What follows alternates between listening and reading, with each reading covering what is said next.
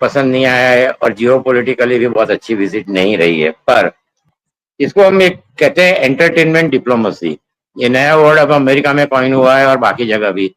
Trump एक television programme के थे, तो उन्होंने विजिट इसलिए पसंद की है कि यूरोप में, Japan, south Korea, generally American president Canada जाता है या फिर यूरोप में जाता है, पर इस बार जैसा आपने देखा होगा कि कनाडा जाने का कोई मतलब नहीं बनता है, यूरोप जा नहीं सकते, जापान भी कोई इतना खुश नहीं है, तो उनके पास कोई और ऑप्शन नहीं था।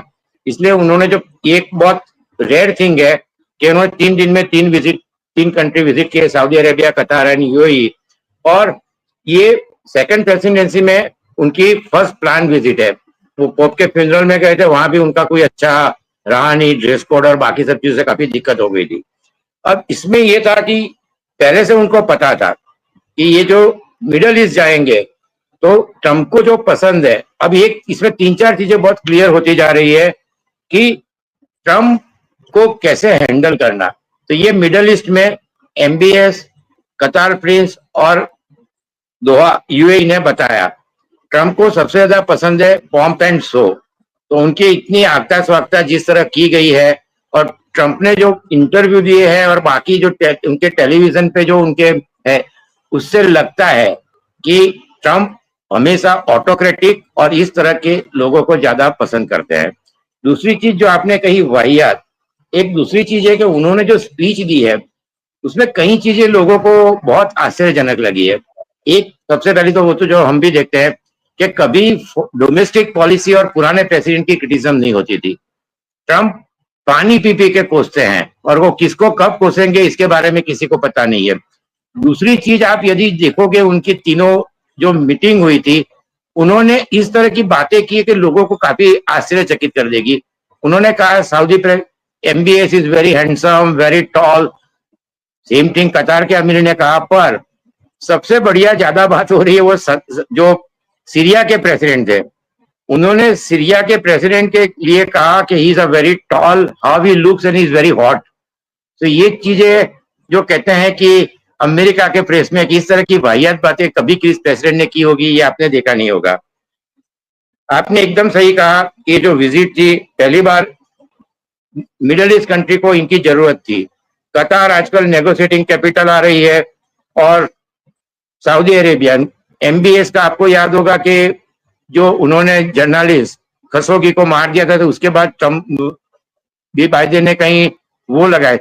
तो इस विजिट में उन्होंने जो अमेरिकन पुराने प्रेसिडेंट रिपब्लिकन पार्टी उनको भी कोसा है।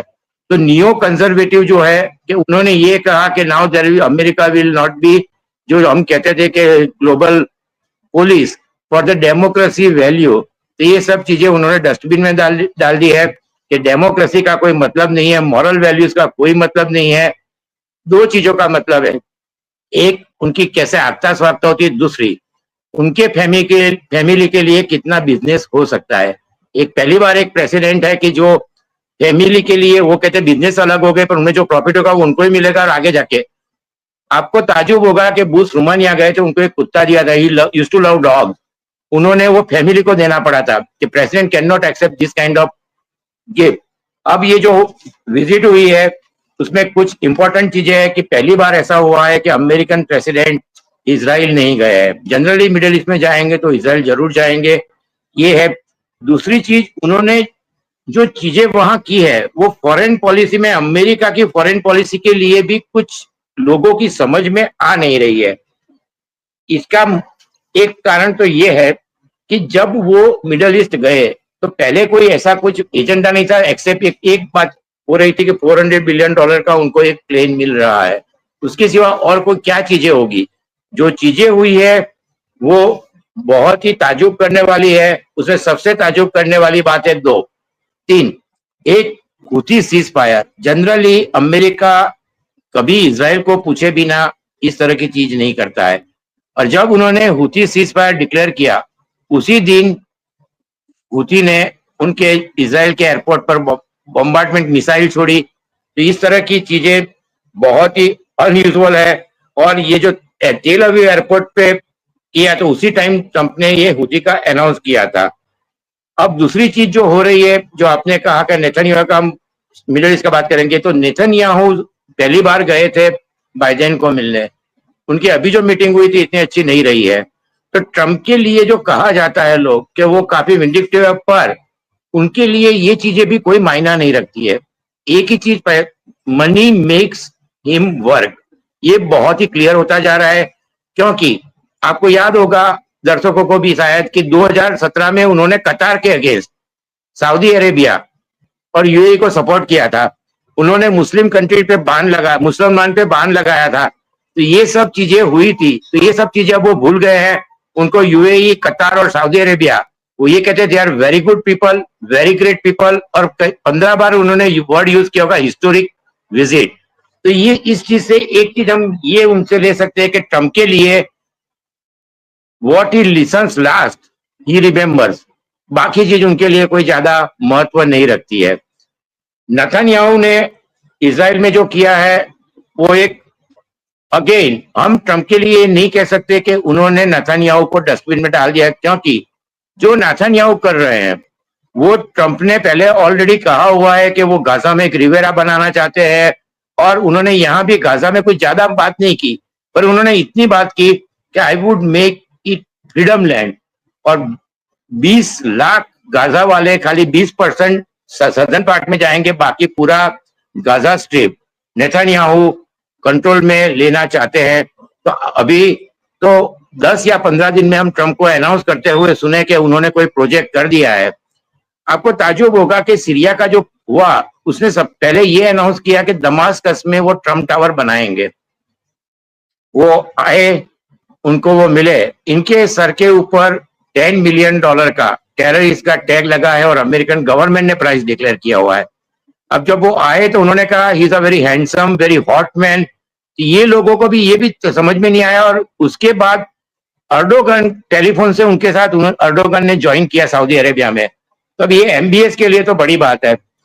तीसरी इंपॉर्टेंट चीज है, गाजा के बारे में कोई बात नहीं हुई है। मैं हमेशा आपके प्रोग्राम में कहता हूं कि अरब कंट्रीज लिप सर्विस करेंगे, they have thrown Gaza completely under the bus, क्योंकि जो अभी हालात है वहां पानी नहीं मिल रहा है, खाना नहीं मिल रहा है। यूरोप जो इजराइल धीरे धीरे अपनी मॉरल गुडविल गंवा रहा है, क्योंकि 2/3 पॉपुलेशन कंटिन्यूअस सर्वे में कहता है वॉर बंद हो जानी चाहिए और जो होस्टेजेस है वो उनको रिलीज कर देना चाहिए। आपको ताजुब होगा कि पहली बार रिजर्वनिस्ट इजराइल में जल्दी आ नहीं रहे हैं। उनको 70,000 सोल्जर चाहिए, और ये जो आर्मी में भी एक तरह का फटीग होता जा रहा है, क्योंकि जो रिजर्व से आते हैं वो जॉब करते होते हैं, फैमिली पीपल होते हैं। तो ये सब आर्मी का जो मॉरल है वो भी हम कह सकते हैं कि थोड़ा बहुत इतना अच्छा पहले भी इजराइल के लिए तो ये बहुत ताजुब की बात है। मिडल ईस्ट क्यों गए?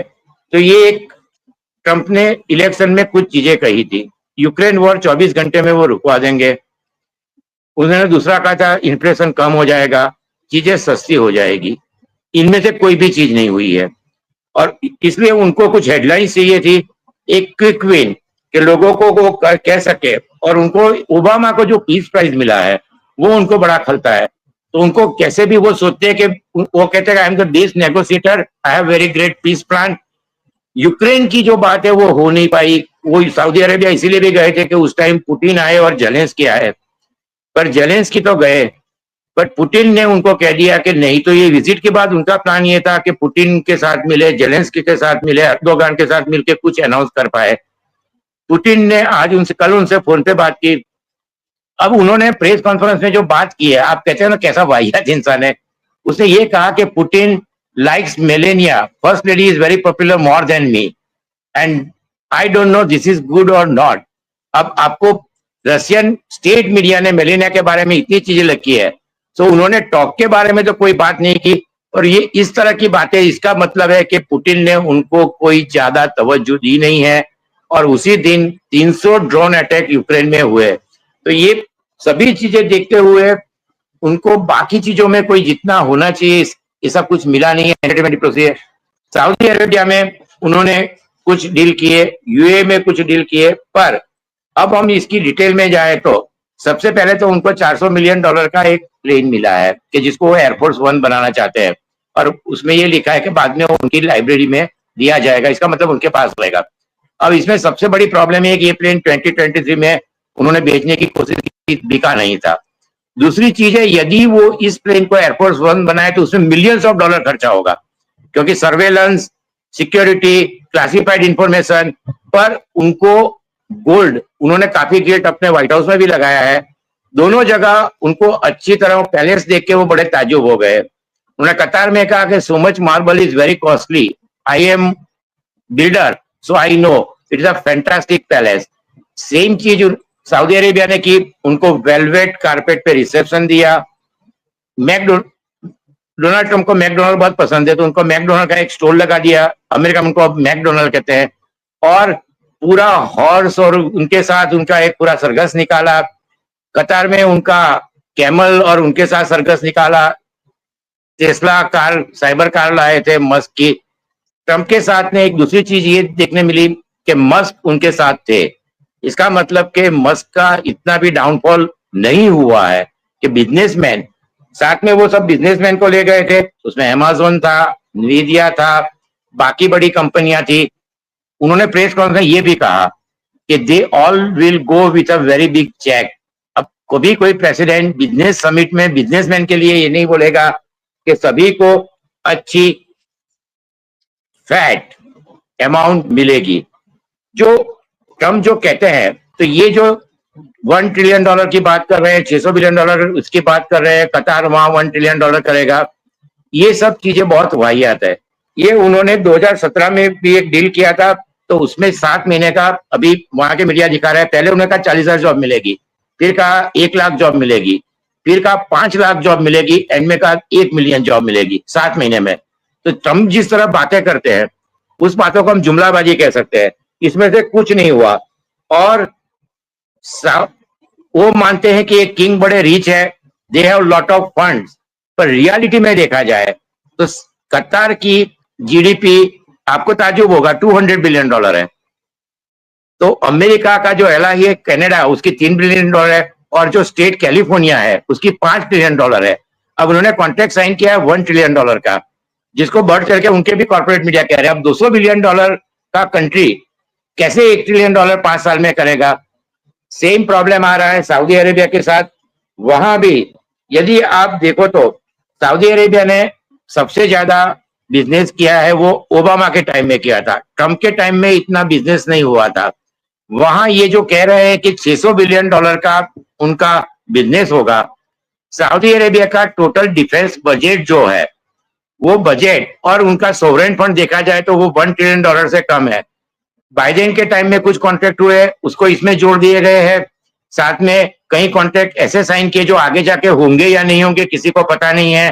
तो ये जो है पूरा ऑप्टिक बनाया गया है दिनेश भाई, कि जिससे लोगों को लगे कि एक बहुत बड़ा अच्छा बिजनेसमैन बहुत अच्छे नेगोशिएशन करके आया, पर उन्होंने 6 बार बैंकरप्सी डिक्लेयर की है। और एक चीज इसमें हुई है कि जो ईरान, ये थोड़ा इजराइल के लिए सरप्राइज होगा कि ईरान के साथ उन्होंने मार्च में कहा था मैं बॉम्बिंग करूंगा, पर उन्होंने ये कहा कि carrot and stick and olive branch उनको कहिए कि we will seeking the nuclear monitoring programme and nuclear facilities, तो सिविलियन प्रोग्राम करने देंगे, ऐसा वो कह रहे हैं। आपको याद होगा चाइना और सऊदी अरेबिया ने, ईरान और सऊदी अरेबिया के बीच में चाइना ने लास्ट ईयर मार्च में डील ब्रोकर कराया था, वहां चाइना अगेन पिक्चर में है। उनके जो प्रेसिडेंट है मसूद पेजेस्किन, उन्होंने कहा कि भाई Trump is nice to think, he come to our region, threaten us and he think that we will back down। तो ऐसा लगता है कि ईरान का होगा या नहीं होगा। अभी ईरान का भी डोमेस्टिक कंपल्सन है, पर ये चीज इजराइल के उनको बताया है नहीं बताया है, पर लग ऐसा रहा है। और सबसे लास्ट में एक जो अमेरिकन सोल्जर था सिटीजन, उसको भी ट्रंप ने छुड़वाया, तो